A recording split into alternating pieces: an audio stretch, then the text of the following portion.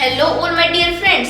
Today I am here again to help you. Basically my motive in this video is to make you understand the past indefinite tense, and my yesterday's activities is the best presentation for understanding this tense. Let's start.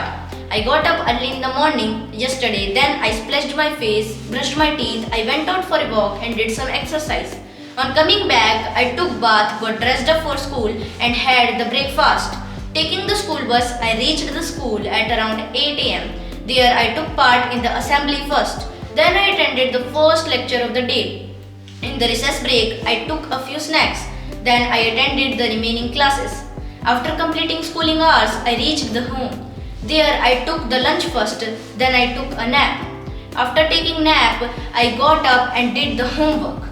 Thereafter I went out to play. On returning, I took some snacks with juice. After that, I played video games and watched the TV. Thereafter, I took the dinner. After doing so, I went to the bed and made preparations for the next day and slept at around 9:30 pm. That's all about my yesterday's activities, friends. Thank you. Jai Hind, Jai Bharat.